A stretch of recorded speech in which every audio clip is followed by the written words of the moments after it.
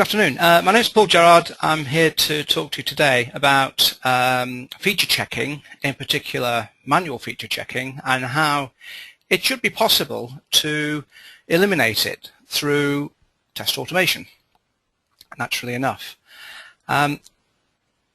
Before I start, just let me give you an overview of what I'm going to cover in the next 35-40 minutes or so. I'll talk about checking. There's a bit of a debate going on out there on the internet about what checking is. I'll give you my definition, which is pretty close to actually what is being bandied around in the various discussions. I'll talk about the scope of feature checking. So I'm not going to talk about checking in its entirety, more specifically about the checking of the functionality of features which we can define within our systems. I'll suggest that late manual checking is bad for your health, your team and your system, even though it is possibly the majority of the test activity that our teams, certainly in waterfall structured projects, undertake.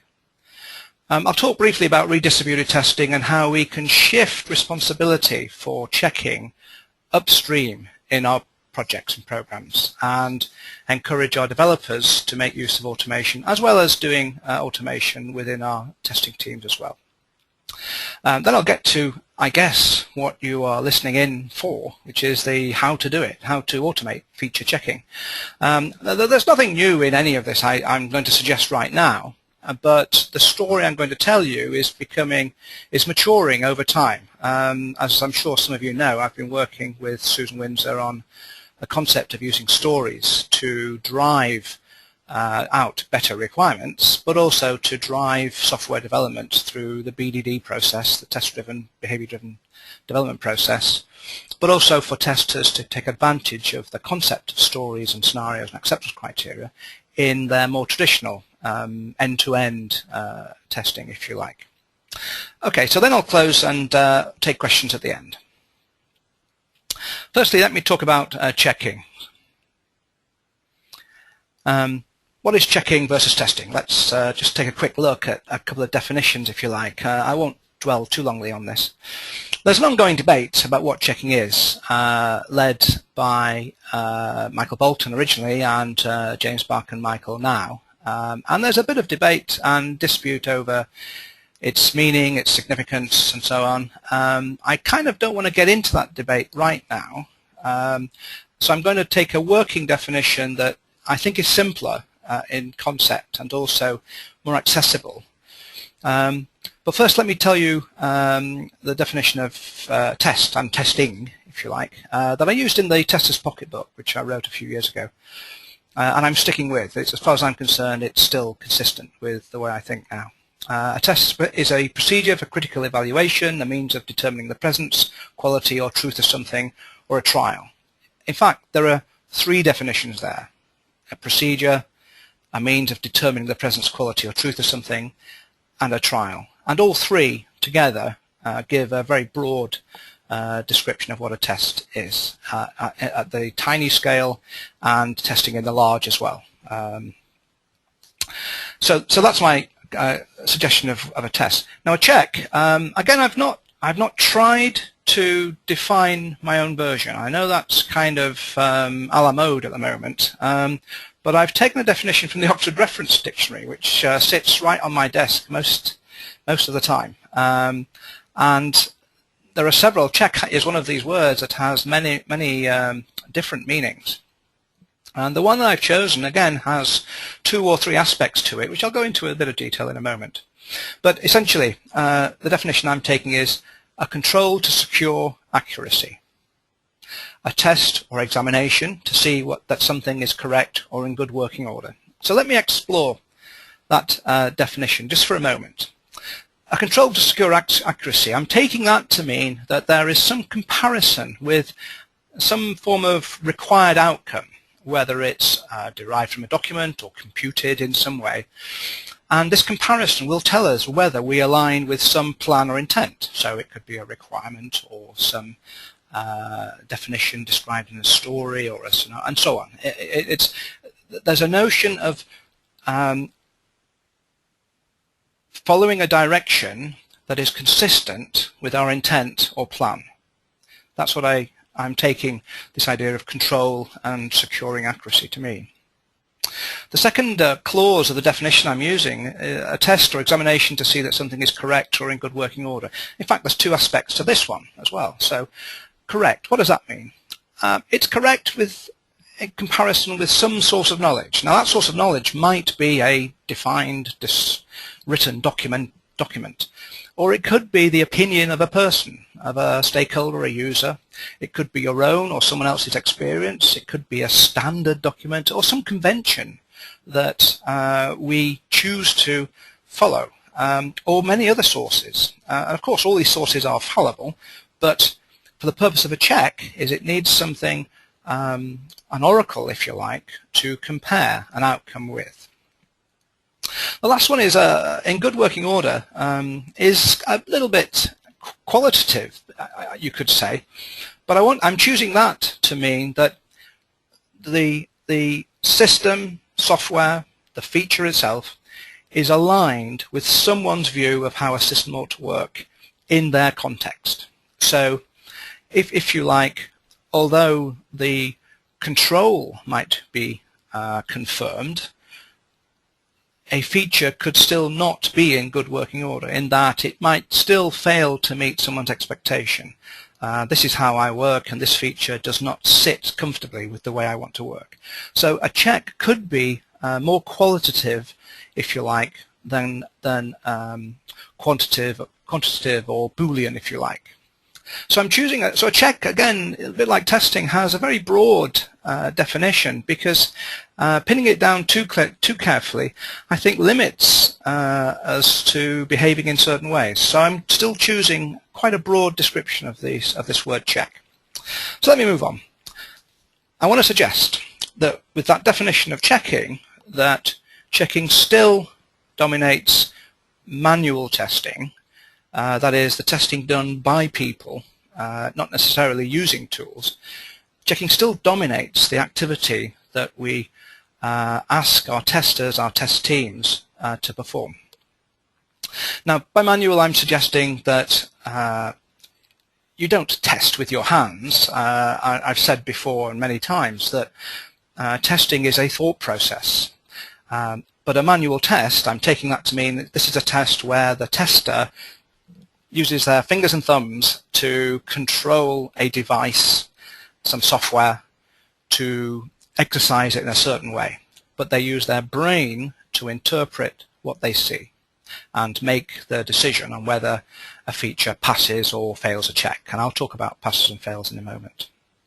So most testing, I'm going to suggest, is actually checking. And I say regrettably because at one level, checking is kind of a fascinating activity. At another level, it's mechanical, procedural, premeditated, repetitive, boring, and when done by people, can be error-prone. So my goal in this talk, and my goal with the way that we promote the use of stories, which I'll get into in a moment, the goal is to try and reduce this burdensome task called checking. And remove it from people and put it in not the hands, but the control of software. My challenge really to you out there is, why do we ask human beings to perform an activity that is, I think, obviously, better done by tools? This is the driver for the whole talk, and a lot of the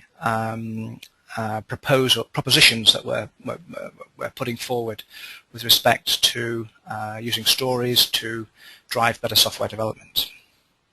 Now, what's going on out there? There are forces at work which I think are pushing testing down this path anyway. And again, this is something I've been saying for a few years now with Susan. Agile, you can't escape now. Everywhere you look, people are moving towards or attempting to move towards agile approaches. So behavior and test-driven development, user stories, multi-skilled teams, shorter iterations, rapid feedback, continuous integration, continuous delivery, etc., etc. They're all creeping into almost all environments and projects. And some organizations are finding it a very natural way to work, and other organizations are having some difficulty. and we've all met people who have told us their organizations are saying they are agile, in quotes, but actually not agile at all. But regardless, if an organization is moving towards agile, there is pressure on testers to do more with less at the end. Manual testing at the end of projects is being squeezed. There's no question of that. Now, how do testers react? We can fight our corner, but I have to say, I don't think we have the clout to survive the challenges from business analysts and developers who are finding themselves more engaged with test activities. They're actually taking some of the burden of testing away from later testers, which I have to say is a jolly good thing. So testers may have to let go of manual checking and embrace what we are calling redistributed testing, where testing is actually being redistributed in projects and project teams. I have to ask, the question, will automated checking be mandatory in future? That is, will manual checking be prohibited? I don't think that will ever happen 100% in any organization or across the industry, of course.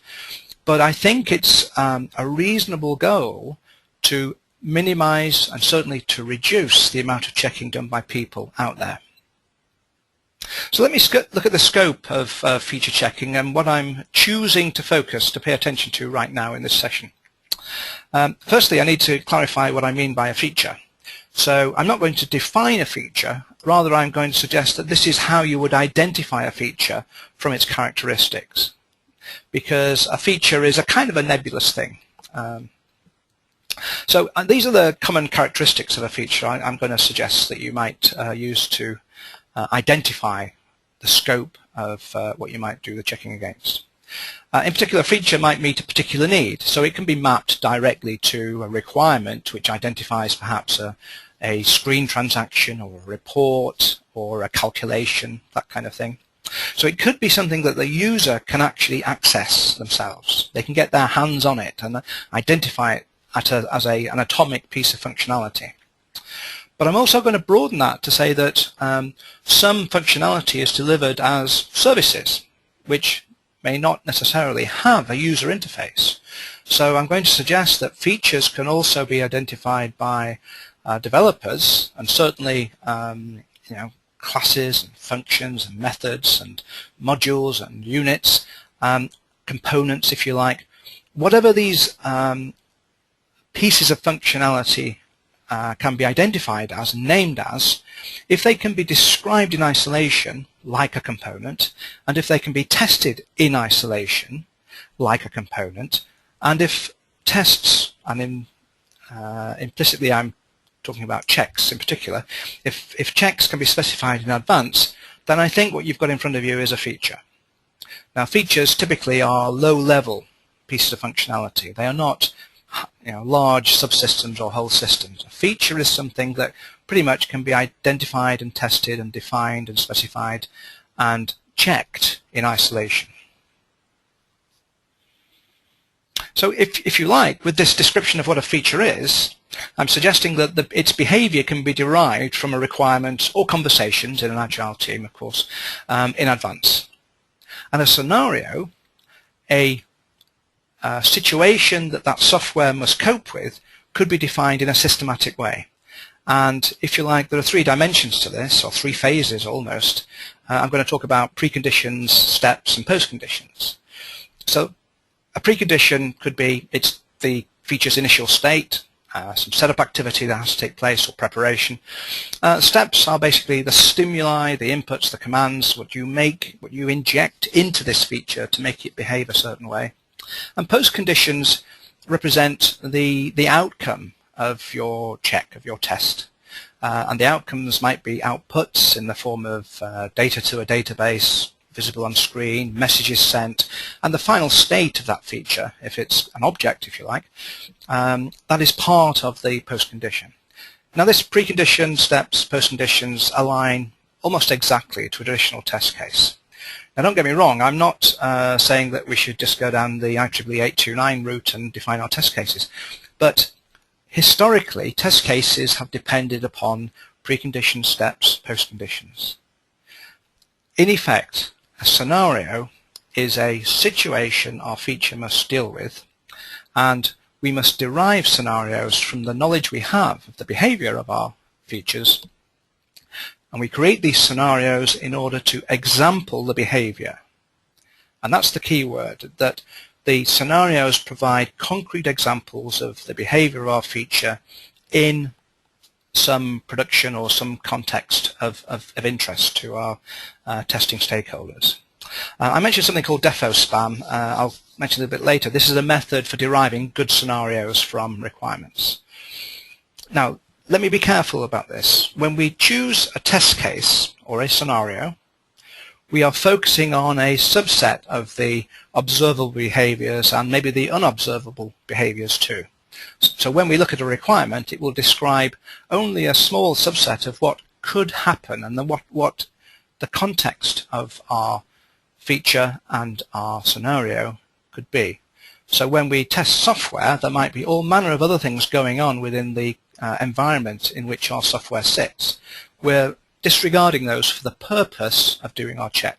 So checks focus on a selective subset of what I would say is observable and sometimes unobservable behavior. Very quick reminder, if you haven't seen this before, by structured stories, this is the format of the content of a story. So we identify a feature with the as a, I want, so that kind of triptych, if you like, 3 dimensions, the who, what, and why of a feature. And the scenario, essentially we name a scenario and we have these 3 keywords, given, when, then. In effect, given represents preconditions, when represents steps, then represents postconditions. So an agile structured story, and a scenario in particular with the given, when, then format, often called the gherkin format, aligns fairly precisely with a traditional test case and how we would define a check ahead of time. Defo spam is a method. You can check it out on Google. So when you run a check, what does success or failure mean? How do we determine whether a check passes or fails? Well, clearly, it's not just about the outcomes at the end. A check would pass or fail, or rather, a check would pass if the preconditions are achieved. If we can't perform the setup, then for whatever reason, our check is not successful. The feature, the system, must accept the inputs, commands, or other stimuli. So the series of inputs that our check specifies need to be accepted by the feature under test. And the outcomes, the outputs, and the final state are observed.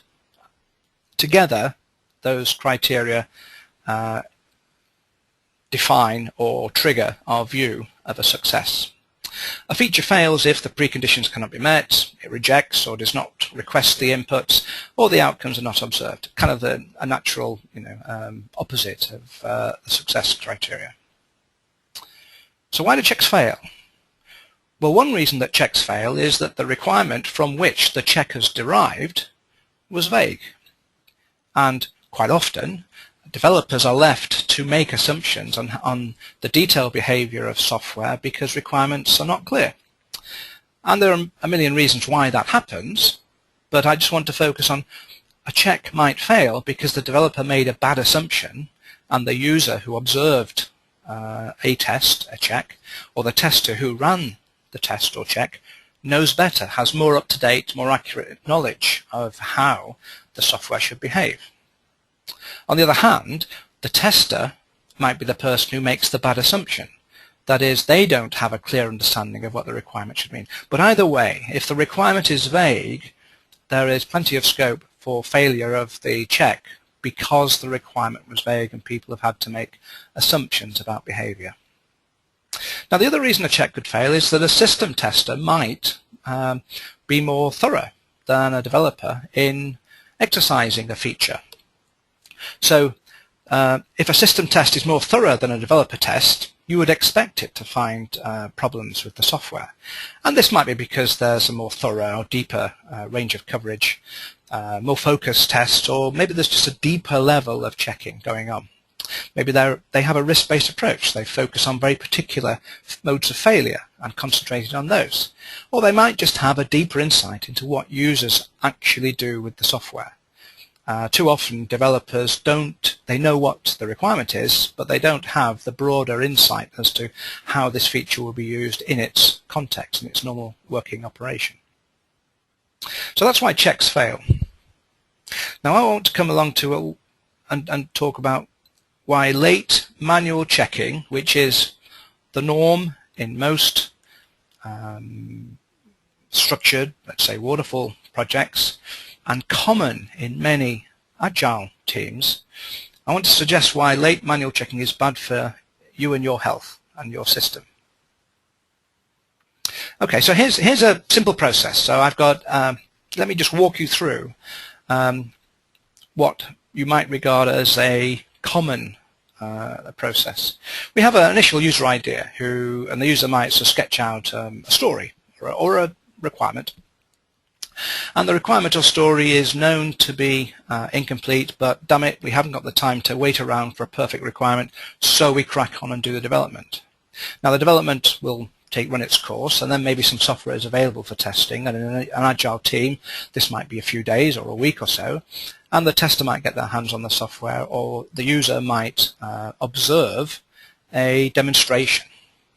Now at this point we usually experience some problems, and there's a diagnosis, maybe some discussion, and the discussion can lead to two changes in behavior. One is the requirement was not well understood. The user recognizes from the behavior of the software that's been delivered that actually they want more, they want it different, or they don't want that, they want this. So there's a refinement of the requirement required. And of course, because the developer has followed a poor requirement, made assumptions, and the behavior of the software that's been tested is not acceptable, they have to do some rework. So there is two aspects to this. There is a discussion, a diagnosis that has to take place, a decision to change the behavior. There is some activity to refine the requirement, and having got a refined requirement, there's also some rework to fix the discrepancies against that requirement, but also any implementation issues. And I'm really concentrating on the discrepancies with the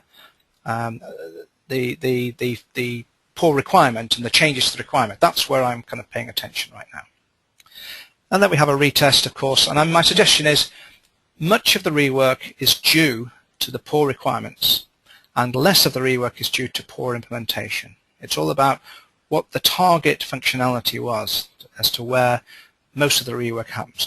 And agile teams have, in my anecdotal experience, let's say, agile teams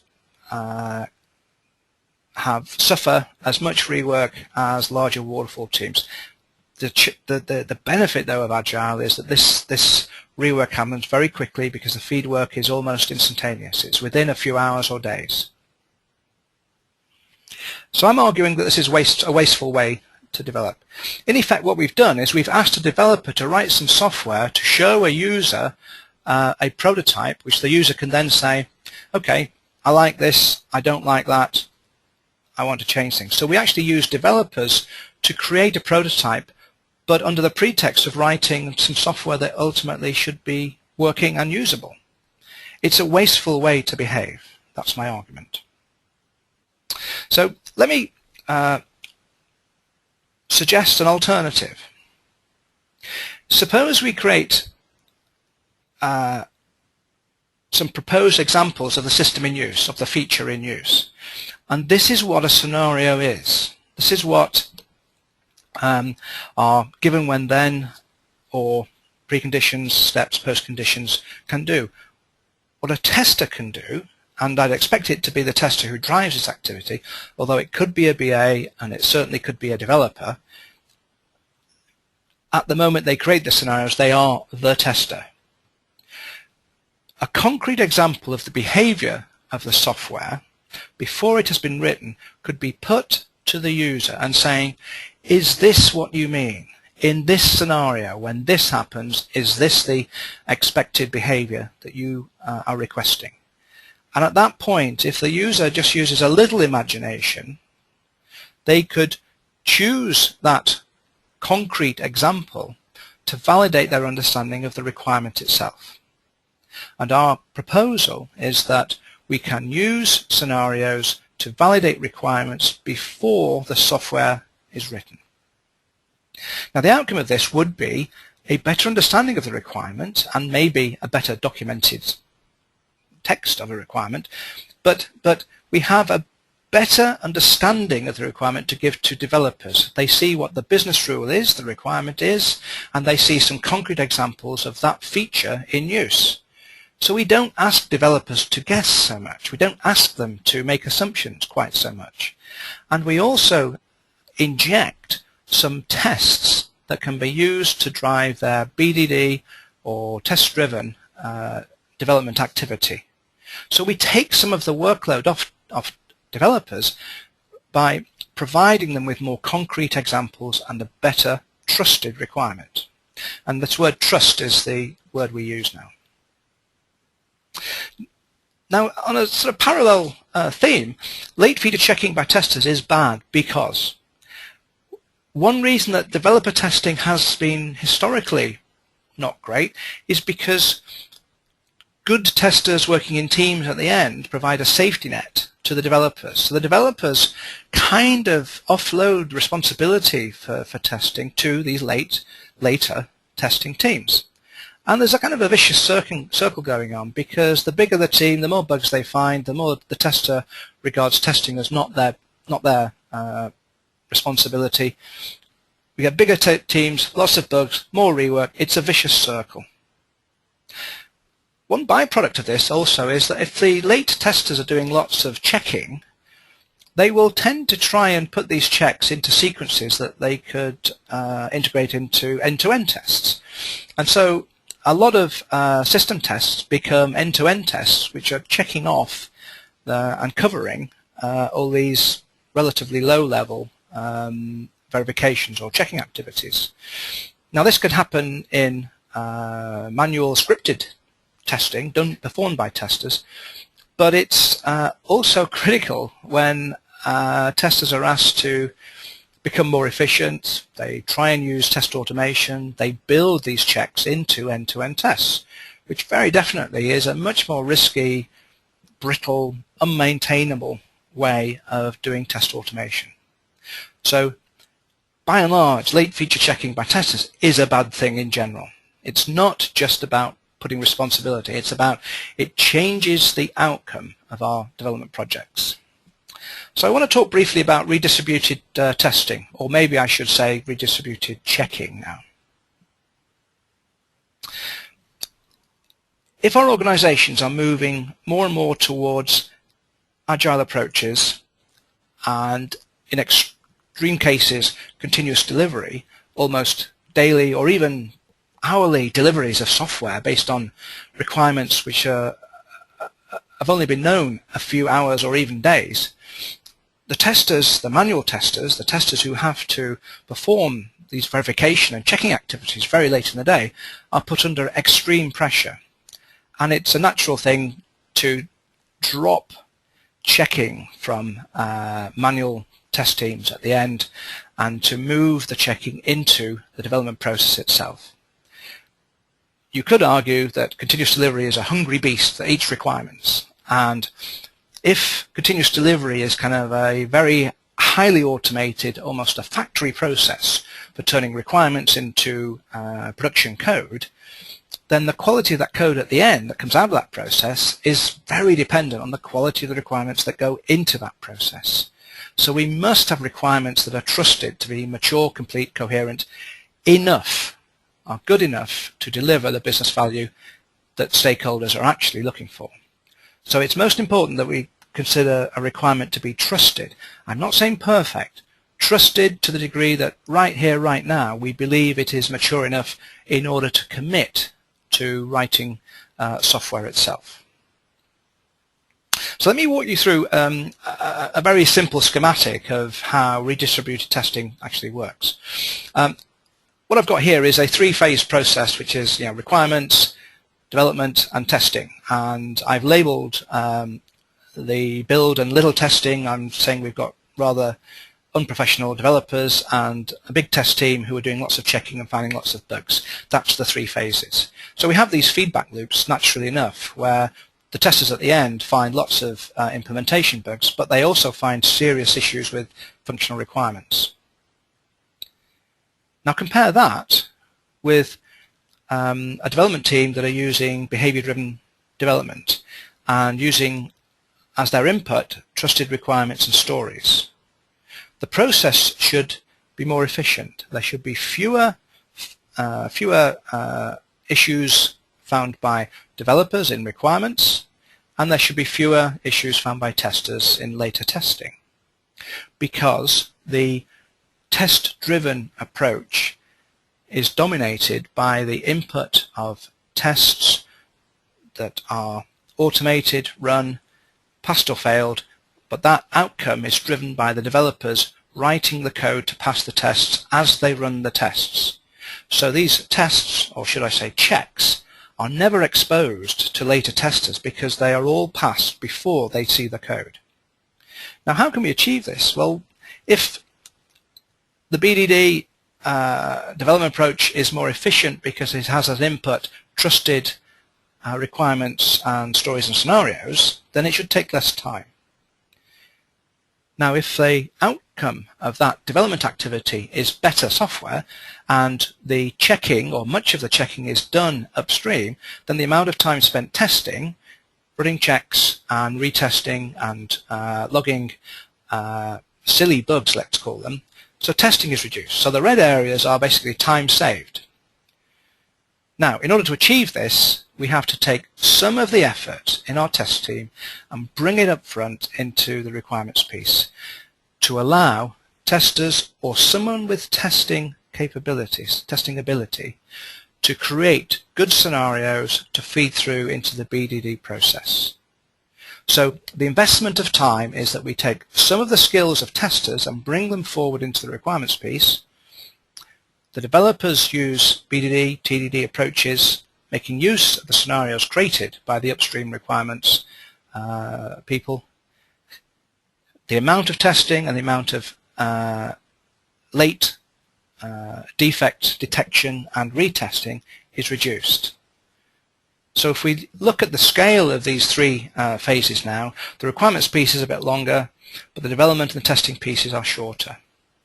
So in theory, we have the opportunity to save a lot of time. Now I've not put any scale on this, and I'm not giving you any data that demonstrates this work. This is a thought process that you have to go through in your own organization, your own environment, to see whether it would work. Now developers, by and large, once they get test-driven or behavior-driven development approach, they like it because it takes a lot of pressure off them in dealing with nitty-gritty, detailed problems that test teams raise. And the whole process of rework and retesting and the scale of regression testing that happens later is reduced. So our argument with redistributed testing is that the checking is brought upstream into the requirements piece, and the checks are defined in the requirements piece, and they are input to development, not something that is done late. Late checking is bad for your health. So let me talk now about how we can automate the feature checking. And I've argued that requirements and the scenarios and checks themselves are driven by the creation of stories and scenarios in a structured format, the Gherkin format, if you like. Let's go back and just see how this process works with redistributed approach. The initial user idea evolves into a requirement and story. Now the requirement might be an epic story, which is just a placeholder for some larger piece of functionality, and the stories represent the features.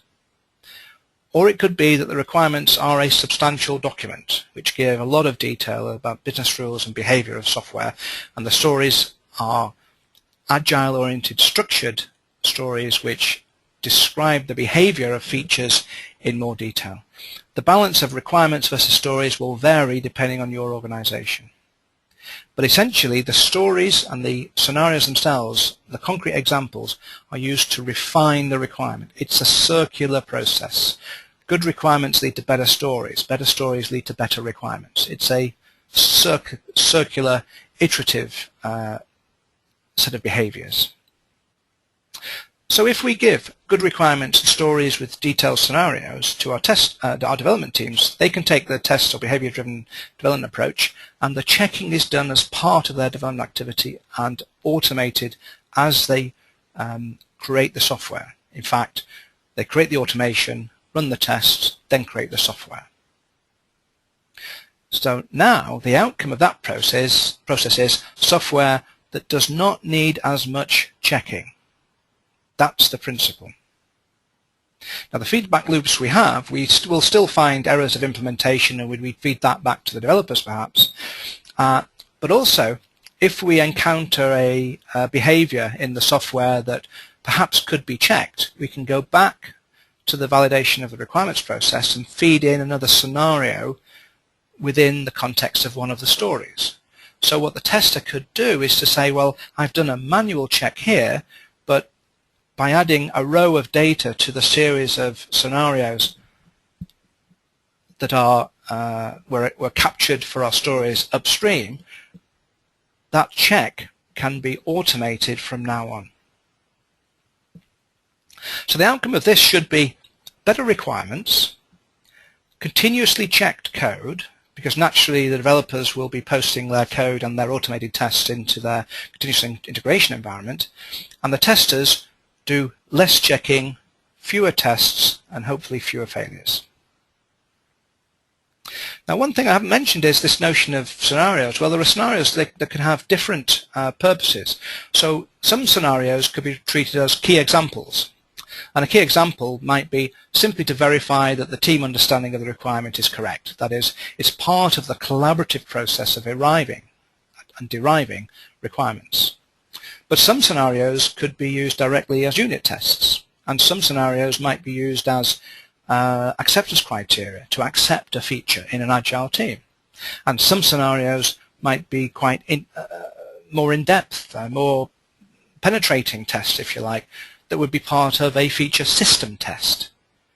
So the purpose of a scenario varies, and so this pool of scenarios we create, we should be able to select for different purposes. So it might be that one scenario is used as a unit test in the test-driven development activity. It could also be used as a feature acceptance criteria, but it also might appear in a system test. So the use of these scenarios when you generate test automation code, it could be that same scenario used in different tools and technologies to run a different test with different data. So there's a notion of reuse of these common scenarios. Now, feature testing is not the same as integrated end-to-end or user acceptance testing in the traditional way.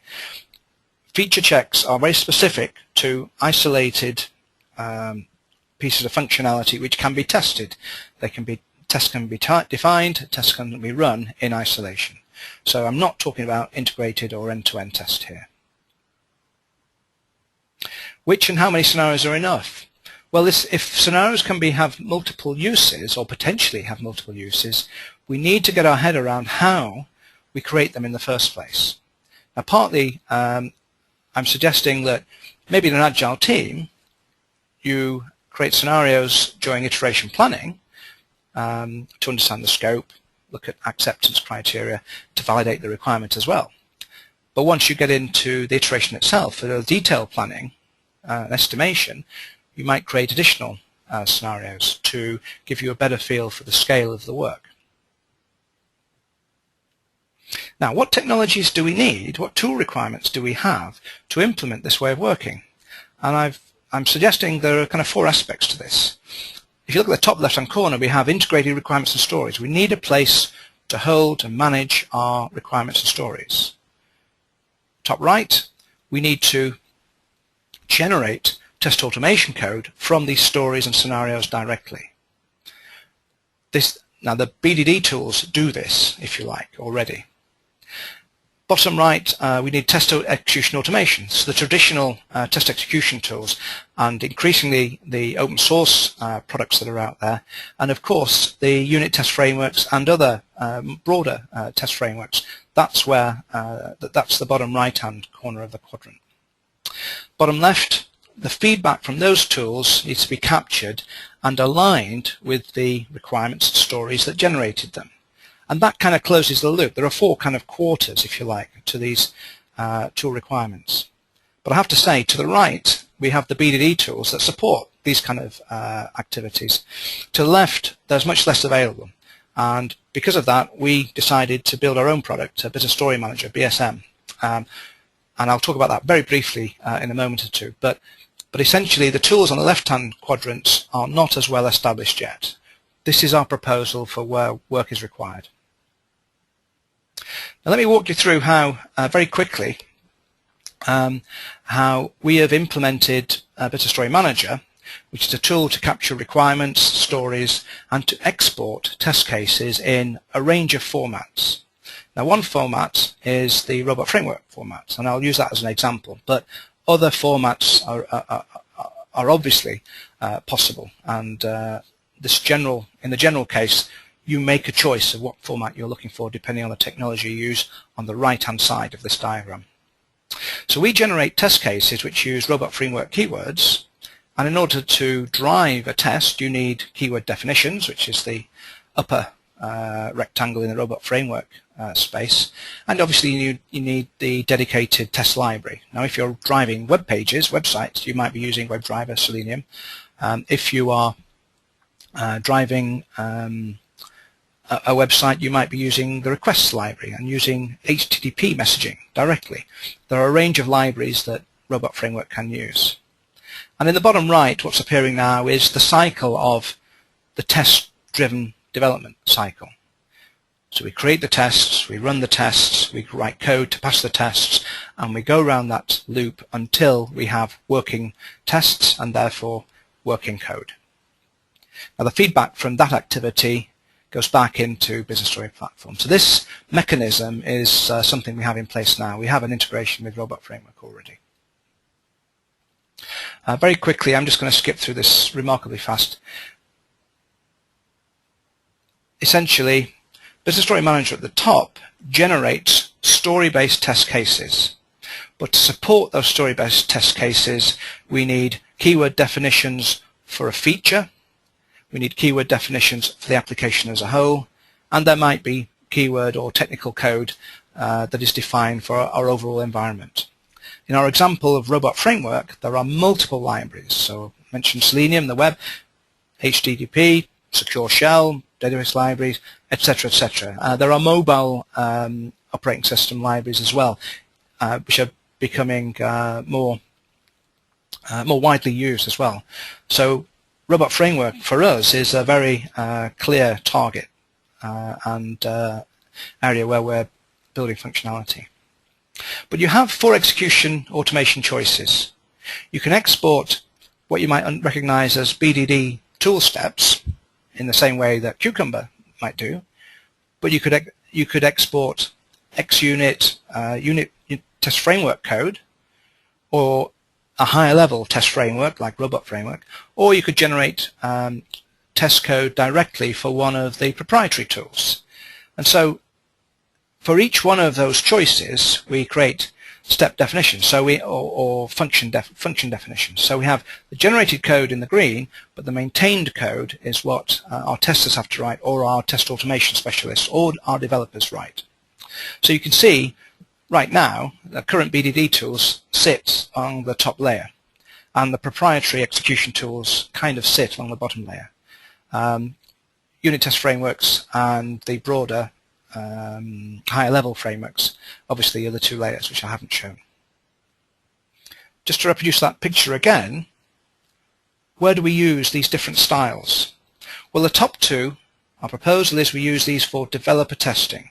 So the BDD, Cucumber, JBehave, SpecFlow, these kind of tools used by developers. Clearly, the unit test framework tools, again, part of developer testing. For system testing of features, you might use one of the open source frameworks or one of the commercial ones or one of the proprietary GUI test tools. We have an example of an integration with all 4 of these styles. So how do you get started with all this? Well, firstly, we need to get our testers or people with testing skills to create the stories and scenarios and acceptance criteria early.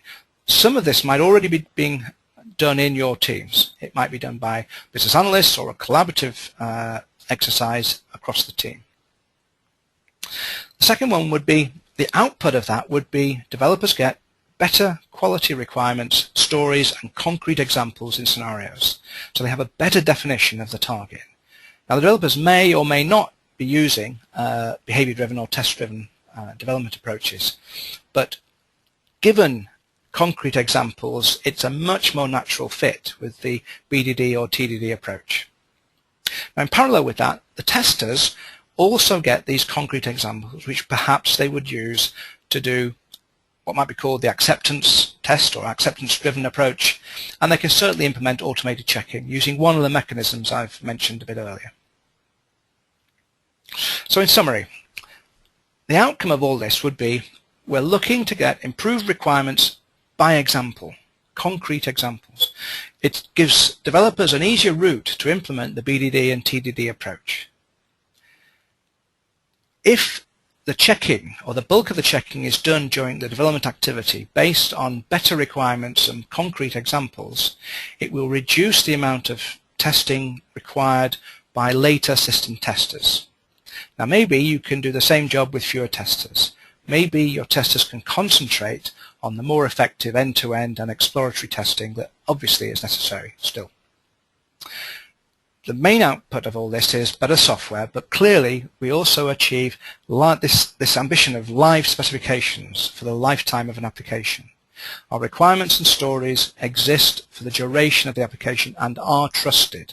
They are live specifications, and this is would be quite an achievement because very few organizations actually trust the documentation they have. Okay, some references. I'll leave that there for a few seconds, but I mentioned the method, which is businessstory-method.com, the full BSM product, businessstory-manager.com, and there's a free version of BSM which we've called Story Platform for QA, which is a subset of Business Story Manager. That's at sb.qa, very short URL. If you want to know more about this, get in touch, of course, but let me just look now at what questions we've got. And I'm just have to use the tool here. Okay, a few. I'm running out of time really, but I'm definitely going to pick off 2 or 3, and I'll post a response to the questions I've got and email everyone who's attended.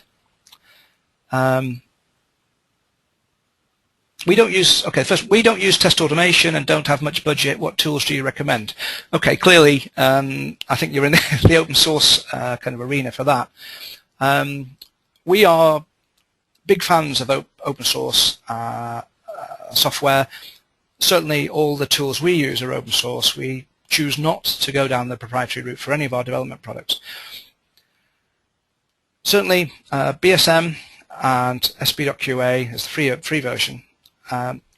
We choose to use a unit test framework, one of the XUnit products. We write our code in Python, so you have, for the development point of view, you have all the XUnit products for almost every language under the sun. For web-based test automation, we would recommend, in general, Robot Framework, because it not only integrates with Selenium or WebDriver as it's known nowadays, it has an extensive range of libraries, I think about 12 or so, maybe more, which will allow it to connect to different technologies as part of the same keyword-driven test. So if you want to test websites, you can drive sites using HTTP using the requests library, and I think there's another library, I forget what it's called now, but there's a choice there. It can also be used to drive mobile devices. I think there are libraries which drive Android and iOS. There's a secure shell driver. there's I think an FTP site driver, there are database drivers, and probably some more I can't even remember now. So our recommendation broadly is to use something like Robot Framework, because you're dealing with one framework tool, not multiple tools. And libraries, if you can't find the technology library you need to drive your technology, it might well be out there somewhere, but also I've looked at creating them for ourselves, and they're pretty straightforward. So if you have competent programmers who can write low-level calls using your protocols to your systems, integrating a new library into Robot Framework is pretty easy.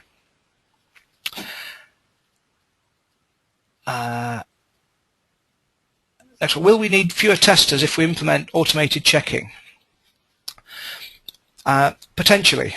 I think has to be the answer, which may or may not be good news for your team. But our argument is that for too long we've employed people in test teams to do a job which is kind of inhumane, and manual checking for the first time you run a manual check comparing software with a requirement or a story scenario is all very well, but if you're in a continuous delivery environment, and certainly if you're moving in Agile at all, the challenge then becomes is how can you create regression tests which are repeatable and accurate using people?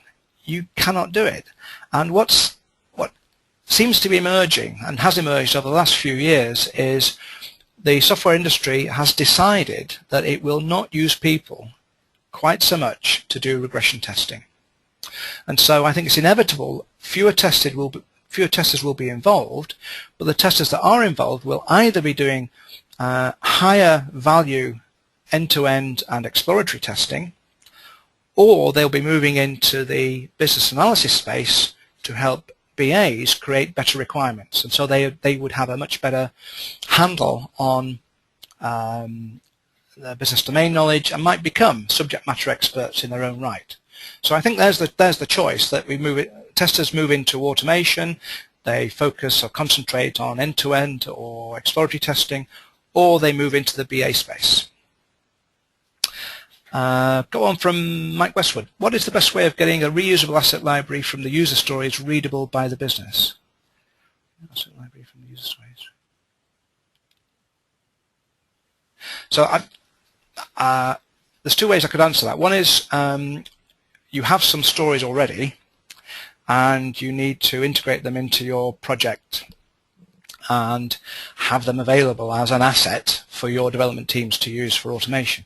Now, of course, like all these lovely ideas that consultants like me come up with, it always sort of works better in a greenfield site. If you have an existing register of business stories, they could be imported into, certainly into Business Story Manager the way we work. That would be something where we'd have to look at the format in detail and maybe write a script to do an upload, and then you have them there and then, and you can export them from then on into one of the various tool formats. Now maybe that wasn't the question. Maybe the other question was, how do we start from scratch? So we don't have any stories, but we do have maybe legacy systems and requirements that are out there.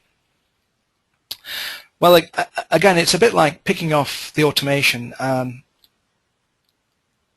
One approach would be that you take new projects that are working or enhancing legacy systems and take the key features from those and use those as a start to create stories and reusable scenarios, and work your way out from a core set of high priority or high value features of your system. And you have to work outwards from that. If you have a set of requirements and you want to do it for all of them, there would necessarily have to be quite an investment of time and effort to create a reusable asset library from the stories. There's no reason why stories shouldn't be readable by your business.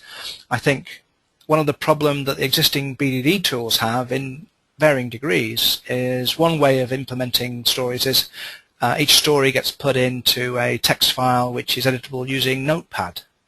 So you might have 1,000 user stories in 1,000 files, and the only sensible way of using them is to use Notepad, and that's just not acceptable to a corporate and business teams in corporate organizations.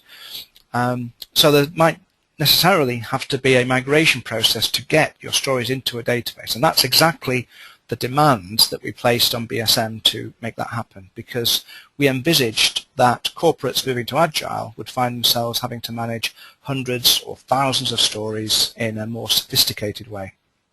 So I can tell you more about the tools, but we have a mechanism to do that, we believe. I think running a bit late now, but I'll do one more question. I think I have to close then.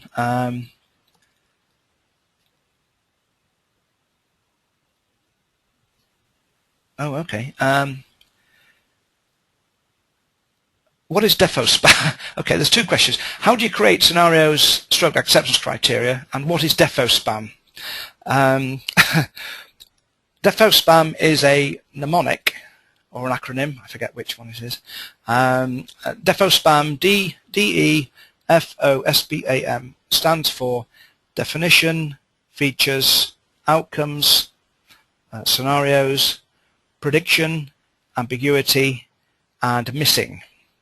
And each one of those labels is a step in a process that we sketched out. It's not a very sophisticated process, but it's a process for identifying stories, features, and scenarios from requirements. Now, the requirement might be a published document, or it might be conversations, but the notion is that the defo spam process is a mechanism for deriving good scenarios to feed back to your users and challenge them and saying, here are some concrete examples, have we got it right? And the response to that is usually, yes, it's spot on, or oh no, I've missed something, it's more complicated, or how did you get that idea? That's completely wrong, or you've shown me two scenarios which are telling me are which illustrate the ambiguity in the requirement because they conflict. I agree, I need to get the requirement right, and so on and so forth. So good scenarios fed back to business stakeholders act like good tests. They trigger a response, and where the response is one of ambiguity or a missing feature or an assumption, they positively improve the quality of requirements. Now, the outcome of that will be a better requirement, some concrete examples which can be fed into the development process. Okay, I've definitely overrun, I'm afraid. We've been going for about an hour, so I'm going to call it a day there if that's okay with you guys. If you have any more questions, drop me a note. I'll certainly put some answers in the mail to you to the questions I've got in front of me. And I thank you very much for paying attention and sticking around for the last hour or so. Thanks very much.